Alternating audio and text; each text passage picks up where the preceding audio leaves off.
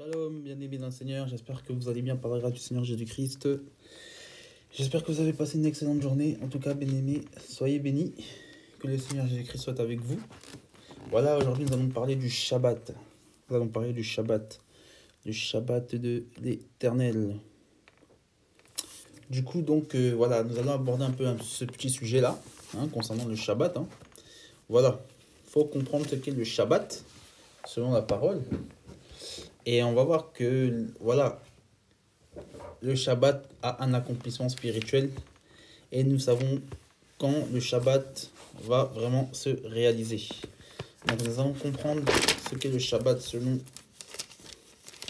la révélation. Donc, Genèse chapitre 2, à partir du verset 1. Il faut savoir que, bien aimé, avant que je lise la parole, je tiens à clarifier que ici, ce n'est pas une définition en fait, de ce qu'est le Shabbat selon la doctrine.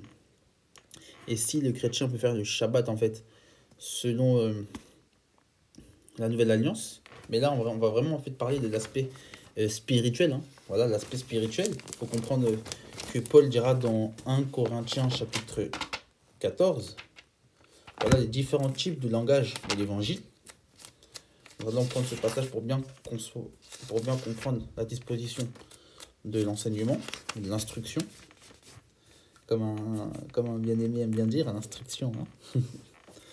Il nous est dit, mais maintenant, frères, si je venais à vous parler, parlant en langue, à quoi vous serais-je utile si je ne vous parlerais pas par révélation ou par connaissance, ou par prophétie, ou par doctrine? Donc voilà, il y a différents types de langage dans l'évangile, et là nous allons parler par révélation. Alors lorsque nous prenons Genèse chapitre 2, à partir du verset 1, il nous dit, les cieux et la terre furent achevés avec toutes leurs armées. Et Elohim acheva au 7e jour son œuvre, qu'il avait faite, et se reposa au 7e jour de toute son œuvre qu'il avait faite. Verset 3. Et il bénit le 7e jour et le sanctifia, parce qu'en ce jour, il s'était reposé de toute son œuvre qu'il avait créée en la faisant. Je vais prendre juste dans la version Chouraki pour qu'on ait une double lecture. Voilà. Donc, en tête, chapitre 2, verset 1. Et ils sont achevés, les ciels, la terre et leurs milices. Elohim achève au jour 7e, son ouvrage qu'il avait fait. Il chôme le jour 7e de son ouvrage qu'il avait fait. Elohim bénit le jour 7e et il le consacre. Oui, en lui il chôme et de tout son ouvrage qu'Elohim crée pour faire. Donc voilà. Donc j'avais un peu envie d'avoir cette définition un peu du Shabbat, selon la version Chouraki, c'est intéressant. Et dans la version seconde, voilà, on sait que Dieu se reposa le 7e jour et il le bénit. Voilà. Donc on comprend en fait que Dieu avait terminé en fait sa création. On comprend dans le contexte que Dieu avait terminé sa création et que le 7e jour, il avait terminé. C'est-à-dire que le 7e jour, c'est là où il termina toute son œuvre. Et on voit en fait que Elohim acheva au 7e jour son œuvre qu'il avait faite. Donc on comprend que le Shabbat, que le 7e jour est l'achèvement. On comprend que le 7e jour, c'est l'accomplissement, parce que Dieu avait accompli son œuvre. Et on dit il se reposa au 7e jour. Et il faut comprendre qu'en fait le mot Shabbat, ça signifie se reposer, mais littéralement en hébreu, ça signifie cessation. Cesser quelque chose. Littéralement, c'est ça. C'est cesser. C'est arrêter. Voilà, c'est vraiment cesser. C'est ça le mot Shabbat, en hébreu. C'est cesser. C'est vraiment cesser. Et on comprend, il dira que il se reposa de toute son œuvre qu'il avait faite. Et nous verrons aussi, parce que j'ai dit qu'on parlera par révélation, mais aussi par prophétie. Parce qu'il faut comprendre que la prophétie nous explique à un moment où nous allons nous reposer de nos œuvres. Voilà.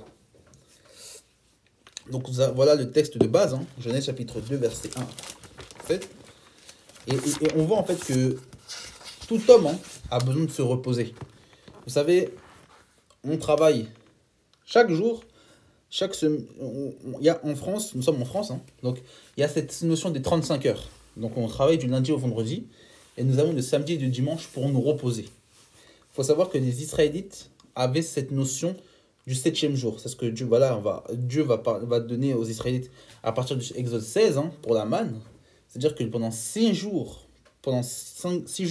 ils prendront de la manne qui tombera du ciel, mais le septième jour, ils n'en prendront pas. C'est pour ça que le sixième jour, ils auront une double portion. Et le septième jour, ils devront rester chez eux. On voit même que dans Exode 20, à partir du verset 8, le Seigneur va rappeler aux Israélites, ou du moins leur codifier, en gros, qu'il fallait qu'ils observent le jour du Shabbat. Voilà. Il fallait qu'ils observent le jour du Shabbat, que les servants, les esclaves, les étrangers, qui sont chez eux, qui séjournent parmi les Israélites, devaient observer ce jour-là. Dans Ésaïe 58, on va même parler des étrangers, des goyim, des goy, qui viennent s'attacher à l'Éternel, qui vont célébrer et qui vont observer aussi le jour du Shabbat. C'est ce qu'on peut lire dans Ésaïe 56. Parce que je veux bien expliquer et bien faire cet aparté, parce que ce sont des étrangers, comme Naomi par exemple, comme Ruth, pardon, et Rahab, qui sont venus en fait parmi les Israélites, des gens des nations qui sont venus parmi les Israélites. C'est pour ça que le Seigneur disait dans le Nombre qu'il y aura une même loi pour l'étranger, et pour les indigènes, et pour l'étranger.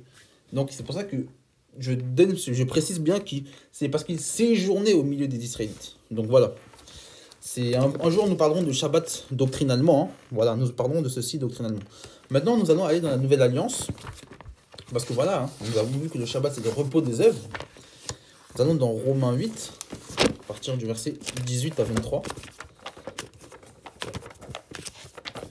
Dans Romains 8. Romains 8, du verset 18 à 23. Voilà, ça nous parle de la gloire à venir. Car j'estime que les souffrances du temps présent ne sont pas dignes d'être comparées à la gloire à venir, qui doit être révélée pour nous. Car la création attend assidûment et patiemment avec une ferme attente la révélation des fils d'Élohim. Voilà. Il attend la révélation des fils d'Élohim. Et on nous dit, car la création a été soumise à la perversité non de son gré, mais à cause de celui qui l'y a soumise avec l'espérance. Qu'elle aussi sera rendue libre de l'esclavage de la corruption, pour avoir part à la liberté de la gloire des enfants d'Élohim. Car nous savons qu'à ce jour que toute la création soupire des douleurs de l'enfantement. Non selon elle, mais aussi qu'à l'offrande du premier fruit de l'esprit. Donc voilà, ça parle du prémisse. Il faut voir les prémices comme étant le Mashiach qui est mort pour nous. Voilà, qui est mort, qui est le premier ressuscité. C'est le Mashiach qui est le premier fruit. Voilà. Et c'est ce qu'on comprend de l'esprit, mais aussi nous soupirons en nous-mêmes en attendant assidûment patiemment l'adoption, la rédemption de notre corps. Voilà. Toujours dans 1 Corinthiens 15. Vous pouvez regarder dans 1 Corinthiens 15. On va voir cette bonne notion. Voilà. Vraiment. Que le Seigneur vraiment nous aide. Et il nous a dit, car c'est en espérance que nous sommes sauvés. Or, l'espérance qu'on voit n'est plus l'espérance parce qu'on ne la voit pas. Pourquoi l'espérer encore? Mais si nous espérons ce que nous ne voyons pas, nous l'attendons assidûment et patiemment avec persévérance. Donc voilà. Donc ici, nous comprenons en fait que Paul va relater certaines choses. Voilà, va relater en fait la gloire à venir. Voilà, en expliquant que nous, actuellement, nous souffrons. Nous attendons patiemment la révélation des fils de l'homme, des fils de Dieu, des fils d'Élohim. Voilà, c'est la révélation, c'est-à-dire que là où nous allons être vraiment, nous allons changer en fait, nous allons arriver en fait au corps de gloire. Voilà, nous allons revenir, nous allons être changés, nous allons être ressuscités, nous allons vraiment changer de corps. Voilà, nous allons nous transformer. Voilà, c'est à la dernière trompette où nous allons avoir le corps en fait incorruptible. Voilà. Voilà, ça fait partie de la révélation des fils d'Élohim, car la création était soumise à la perversité, c'est-à-dire qu'elle a été soumise au péché. Voilà, la création a été soumise au péché, elle a été soumise en fait à la corruption, c'est ce que Paul dira. Et nous attendons en fait ce moment en fait. Nous attendons ce moment où nous allons arrêter en fait d'être soumis à cet esclavage. mais que nous puissions en fait jouir de la liberté, de la gloire des enfants d'Élohim. Parce que comme il a dit, car jusqu'à maintenant nous souffrons en fait, la création soupire et souffre des douleurs de l'enfantement. Voilà. Les douleurs de l'enfantement, c'est qui a fait référence au péché, voilà. C'est aux conséquences du péché, parce que quand Dieu avait dit en Genèse 3 à Ève, ben, elle souffrira en fait. C'est avec la douleur qu'elle va, en fait, il a dit, j'augmenterai en fait les douleurs de l'enfantement ou de la grossesse. Voilà, c'est à cause des conséquences du péché. Et on voit en fait qu'aujourd'hui, la création soupire, voilà, la création souffre. Elle attend en fait cette libération. Voilà. La création attend la libération. Elle attend en fait la libération en fait. Elle attend en fait de sortir de cet état afin de jouir pleinement en fait du salut. Voilà. C'est ça. C'est ça. C'est ça que Paul dira, nous soupirons nous-mêmes en attendant du moins patiemment l'adoption et la rédemption de notre corps. Voilà, c'est que nous changeons totalement. Voilà, hein, comme il est dit dans 1 Corinthiens 15. On va prendre vite fait le passage. Voilà. Attends, la véritable délivrance. Voilà, je vais citer juste le passage hein, dans 1 Corinthiens 15. Verset 1 Corinthiens 15. Voilà, nous attendons en fait d'être dans un état incorruptible. Hein. 1 Corinthiens 15, le verset 35 à 43. Il nous est dit, mais quelqu'un dira, comment les morts se réveillent-ils? Avec quel corps viennent-ils? Ce que tu sèmes, tu ne prends pas vie sans mourir d'abord. Et ce que tu sèmes, ce n'est pas le corps à venir que tu sèmes, mais graines nues, peut-être du blé ou d'autres. Elohim lui donne un corps à son gré, et il donne à chaque semence un corps particulier. Toute chair n'est pas la chair d'autres, autre celle des hommes, autre la chair des bêtes, autre la chair des oiseaux, or la chair des poissons. Il est aussi un corps céleste et des corps terrestres, mais la gloire des célestes est aussi celle terrestre, et la autre gloire du soleil, autre gloire de la lune, autre gloire des astres. Oui, un astre diffère en gloire d'un astre. Ainsi, le relèvement des morts, ce qui est semé dans la corruption se réveille dans l'incorruption, et ce qui est semé dans le déshonneur se réveille dans la gloire. Et ce qui est semé dans l'infirmité se réveille dans la puissance. Voilà. Mais c'est pour ça qu'on parle d'un corps incorruptible. Et toujours dans le même chapitre, verset 53, on dira, il faut que la corruption révèle l'incorruptibilité et que le mortel révèle la mortalité. Voilà. Vous voyez? Voilà. Il dira, oui, avant. Oui, il sonnera au son du chauffard. Et les morts se réveilleront incorruptibles. Hein? En un instant, en un clin d'œil, au son du chauffard ultime. Et oui, vous avez vu, au son du chauffard ultime. Ah. Il dira en un instant, en un clin d'œil, au son du chauffard ultime, oui, il sonnera le chauffard. Et les morts se réveilleront de l'incorruptibilité. Ils nous seront transformés. Voilà. Et avant, on nous parlait de différentes gloires. Voilà. C'est ce qu'il faut comprendre que, comme il est dit même dans Daniel, chapitre 12, hein, voilà, ceux qui ont connu Christ, qui ont l'intelligence, brilleront. Donc voilà le but en fait, c'est l'espérance. Notre espérance, c'est d'être dans cet état-là, en fait, dans cet état de repos. Parce que là, lorsque notre corps sera changé, nous n'aurons plus cette corruption en nous, nous serons dans cet état de repos. Parce qu'aujourd'hui, il faut comprendre qu'on travaille, bien aimé. Or, le travail symbolise aussi le péché. Et allons dans Matthieu 11, verset 28. Matthieu 11, verset 28. On va comprendre un peu. Matthieu 11, verset 28. Il va nous dire un truc. Venez à moi, vous qui êtes fatigués et chargés. Je vous donnerai du repos. Voilà. Christ disait, venez à moi, vous qui êtes fatigués, et je vous donnerai du repos. C'est pour dire que quand nous arrivons à Christ, Christ nous donne le repos des œuvres, frère. Christ nous donne le repos des œuvres. Et on va arriver, hein. On va dans un point où il faut comprendre que, voilà, vous savez, dans les Écritures, il y a 7 dispensations. Il y a 7 dispensations.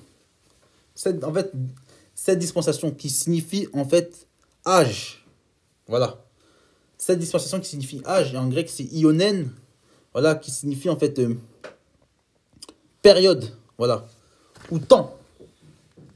Et en effet, dans ces 7 dispensations-là, il y a la dispensation de l'innocence. Voilà, quand Dieu va créer Ève et Adam, hein, la dispensation de l'innocence. Un jour, on va faire un enseignement sur les 7 dispensations. Voilà. C'est un découpage, en fait. Il faut comprendre que c'est un découpage que certains historiens ont fait pour comprendre les différentes alliances que Dieu a fait avec les hommes et les différentes époques. Donc, en fait, il y a la dispensation de l'innocence, frères et sœurs. Voilà. La dispensation de l'innocence qu'on peut lire dans Genèse chapitre 2. La chute de l'homme dans Genèse chapitre 3. Voilà. La dispensation de la chute du péché. La dispensation en fait, du gouvernement humain qu'on peut lire dans Genèse 10 et chapitre 11. Voilà. Il y a la dispensation de la promesse. Hein. Ça fait avec Abraham. Donc je reviens au chapitre 3. Déjà, c'est le gouvernement humain. Donc c'est avec la tour de Babel. Hein, voilà, et Nimrod qui veut dominer, en fait, qui veut faire une tour pour atteindre le ciel. Je rappelle que Nimrod était couchite, mais on l'appelle aussi l'Assyrien de Naoum. Et il faut comprendre aussi que c'était le premier homme à s'élever contre Dieu. Hein, une antithèse de l'Antéchrist. Il faut comprendre au chapitre 4, c'est la promesse, hein, Genèse 15 avec Abraham. Voilà, Dieu avait promis à Abraham d'avoir d'être le père d'une grande nation. Dans Acte A, là, il y a la cinquième dispensation, pardon, c'est l'âge de la Torah. Voilà. C'est ce qu'on peut lire dans Exode chapitre 19, hein, quand Dieu va donner à Moshe les lois. C'est ça qu'il va dire au matin, venez à la montagne et sanctifiez-vous. Alors voilà, c'est à partir de ce moment-là qu'il va donner les commandements, les mitzvot. Au chapitre, à la 6e dispensation, c'est la dispensation de l'Église, hein, qui commence avec Acte 2, lorsque les disciples vont recevoir le Saint-Esprit. Voilà, c'est l'âge de l'Église, hein, c'est la dispensation de l'Église. Et la 7e dispensation, c'est la dispensation du millénium, où il y aura ce véritable repos, qui commence dans Apocalypse chapitre 21. Voilà. Et le 7e jour, en vérité, c'est le véritable Shabbat, bien que quand nous venons à Christ, nos âmes se reposent, voilà, parce que c'est Christ qui est le garant de nos âmes. Mais le véritable repos, c'est au millénium. C'est ce qu'on peut lire dans Apocalypse 21. Mais il faut comprendre une chose, c'est que le repos de nos œuvres, c'est la mort des saints. Hein, on va prendre Apocalypse chapitre 14, à partir du verset 13 à 14. On va voir un peu c'est quoi le Shabbat. Hein. Le Shabbat des saints. Le Shabbat des saints, selon Apocalypse chapitre 14. 13 à 14, il dit « J'ai entendu une voix du ciel me disant « Écris, bénissons dès à présent les morts qui meurent dans le Seigneur. » Oh oui, c'est vrai, dit l'Esprit, afin qu'ils se reposent. Oh, afin qu'ils se reposent de leurs travaux, mais leurs œuvres les suivent. Ah, on comprend une chose, frères et sœurs, c'est que c'est la mort de ceux qui meurent dans le Seigneur, c'est le Shabbat, frères et sœurs. La mort, là, ceux qui meurent dans le Seigneur, ce sont dans le Shabbat, là, actuellement. Ils se reposent de leurs œuvres. Ça, il dit, oui, c'est vrai, dit l'Esprit, qu'ils se reposent. Ils se reposent. Et nous allons prendre Hébreux chapitre 4, voilà, de leurs travaux. Ils se reposent de leurs travaux. Ils se reposent de leurs travaux, hein, c'est ce qu'il nous dit. Et on nous dit quoi? On nous dit que mais leurs œuvres les suivent. Voilà. C'est ceux qui ont fait de bonnes œuvres. Ben, ils seront récompensés. Hein. C'est clair et net. Ils seront récompensés. C'est ce que le Seigneur dira dans Matthieu 5, hein, ou Matthieu 6 également. Lorsque quelqu'un fait l'aumône, dans le secret, Dieu le rendra. Voilà. Lorsque quelqu'un se prie dans le secret sans être un hypocrite, Dieu le rendra aussi. Donc voilà, il y a des récompenses pour les saints. Faut le dire. On voit comment le Seigneur, dans Apocalypse chapitre 2 et 3, donne les récompenses à ceux qui ont persévéré et qui ont vaincu jusqu'à la fin. Voilà. Voilà, clairement. Il y a des récompenses. Et on va prendre Hébreux chapitre 4, qui nous parle du vrai jour du repos. Qui nous parle du repos du Seigneur. Hein, que le Seigneur a prévu. Voilà, Hébreux 4, à partir du verset 1. Craignons donc, tandis que les promesses d'entrer dans son repos nous est laissées, que l'un ne vous semble être resté en arrière. Car nous aussi, nous avons été évangélisés de même manière que ceux-là. Mais la parole entendue ne leur a servi à rien, parce qu'ils n'étaient pas mêlés par la foi avec ceux qui l'entendirent. Car pour ceux qui l'avons cru, nous entrons dans le repos. Nous entrons dans le repos, selon ce qui dit, j'ai juré dans ma colère, on verra bien s'ils entreront dans mon repos. Voilà, c'est ce qu'il dit. Il dira, on verra bien s'ils entreront dans mon repos. Et c'est ce qu'il va reprendre aussi toujours dans Hébreux 3, chapitre 3, verset 11, dans le même livre, je jurai dans ma colère, on verra bien s'ils rentreront dans mon repos. Voilà, c'est ce que le Seigneur a dit.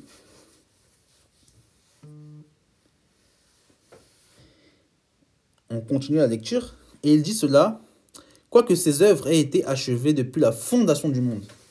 Donc, en parlant du Seigneur, ça c'est le repos. Ici, il parle bien du repos. Car il a parlé. Car il a parlé quelque part ainsi du 7e jour. Et Elohim se reposa du repos le 7e jour. Et Elohim se reposa du repos le 7e jour. Qu'est-ce qu'il dit? C'est ce qu'on peut lire toujours dans Genèse 2:2. Voilà, c'est ce qu'on a lu tout à l'heure. Et il dit, et de nouveau dans ce passage, on verra bien s'ils entreront dans mon repos. Donc, puisqu'il reste à quelques-uns d'y rentrer, et à ceux qui, premièrement, avaient été évangélisés, n'y sont pas entrés à cause de leur obstination, voilà, il détermine de nouveau un certain jour. Donc voilà, de nouveau un certain jour. Ce qui exprime ce qu'on a lu tout à l'heure, c'est la 7e dispensation qui est le millénium. Voilà, les 1000 années de repos. Et il dit, il détermine un nouveau certain jour aujourd'hui, en disant bien longtemps après par David, comme il a été dit plus haut, aujourd'hui, si vous entendez sa voix, n'endurcissez pas vos cœurs. Voilà, c'est ce que vous pouvez lire dans le psaume chapitre 95, 8 à 11, au verset 8 à 11. Et il dira quoi? Car si Yehoshua, donc Josué, les avait introduits dans le repos, jamais après cela, il n'aurait parlé d'un autre jour. C'est pour ça que quand ils sont rentrés les Israélites ne sont pas rentrés dans le repos. Voilà, c'est ce qu'il dit. Car celui qui est rentré dans son... Car il dira... Car si Yehoshua les avait introduits dans le repos, jamais après cela, il n'aurait parlé d'un autre jour. Donc c'est pour ça qu'ils n'ont pas tenu dans ce jour, ils ne sont pas rentrés dans le repos. Voilà, à cause du péché, à cause de l'obstination. C'est pour ça qu'il va parler, il va dire au verset 9, il reste donc un repos sabbatique ou un Shabbat pour le peuple d'Elohim. Voilà. Et c'est ce repos-là que nous avons dit, c'est le repos prophétique, qui est le 7e jour, qui est le Mashiach, qui est Yehoshua, mais aussi qui est le millénium. C'est ce repos-là dans lequel nous allons jouir de nos œuvres, frères et sœurs. Voilà le Shabbat des saints. Voilà, nous serons en Christ. Voilà, nous serons, comme il dit dans Apocalypse chapitre, dans 1 Thessaloniciens chapitre 4, nous irons dans les airs à la rencontre du Maître. Et nous les saints qui sommes restés, nous irons aussi à la rencontre du Seigneur. Et nous serons toujours avec le Seigneur. Voilà, on sera avec le Seigneur. La chair sera morte, nous serons transformés de manière incorruptible. Nous serons dans le Seigneur. Donc, nos œuvres, nous allons nous reposer de nos œuvres. Et il va dire quoi? Car celui qui est entré dans son repos se repose aussi de lui-même de ses œuvres. Voilà. C'est ce qu'on a lu dans Apocalypse chapitre 14, verset 12. Si nous sommes rentrés en lui, nous sommes rentrés dans son jour. Voilà, nous sommes rentrés en Christ, nous reposons de nos œuvres. Nos âmes se reposent de nos œuvres, mais aussi physiquement, frères et sœurs. Nos âmes se reposent en Christ, mais physiquement, nous allons nous reposer quand nous allons aller dans cette félicité avec lui. Voilà, le véritable 7e jour, c'est le millénium.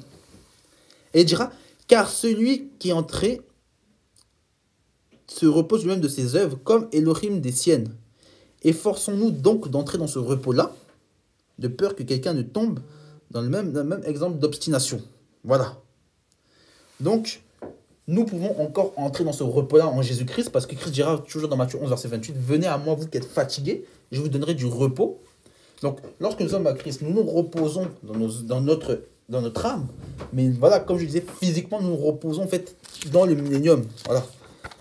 Ce sera le véritable 7e jour où il n'y aura plus le péché, voilà, il n'y aura plus la méchanceté. Toutes les choses seront anciennes, hein, comme il dit dans Apocalypse 21. Voilà. Et voilà, nous serons en fait, nous serons dans le repos en fait avec le Seigneur.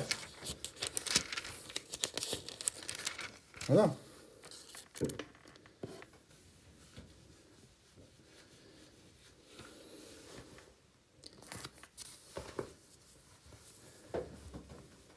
Voilà le repos, le véritable repos. Que nous allons arriver en fait au 7e jour. Et lorsque nous arriverons au 7e jour, nous serons avec le Seigneur. Parce que c'est lui le véritable Shabbat. C'est lui le véritable repos. Voilà, le repos de nos œuvres, c'est la mort des saints. Voilà, c'est le jour du Shabbat. Nous serons avec le Maître pour l'éternité. En tout cas, voilà un peu ce que je voulais dire par rapport au Shabbat. Que le Seigneur Jésus-Christ vous bénisse. Je n'ai pas voulu aborder en fait le Shabbat de manière doctrinale, mais c'est vraiment en fait dans un encouragement. Voilà, que nous peut dire que comme nous sommes en Jésus-Christ, nous sommes dans le repos, nous sommes dans le Shabbat, nous accomplissons en fait ce Shabbat en fait spirituellement, voilà, et que le véritable Shabbat en fait, la réalité du Shabbat, c'est bien sûr c'est Christ, mais comme je disais, ça sera le jour en fait où nous serons dans le millénium en fait, nous serons dans le 7e jour, voilà. Nous sommes encore dans le 6e jour et bientôt nous rentrerons dans le 7e jour, qui est la 7e dispensation, et nous nous reposerons par la grâce du Seigneur. Que le Seigneur Jésus-Christ vous bénisse. Shalom.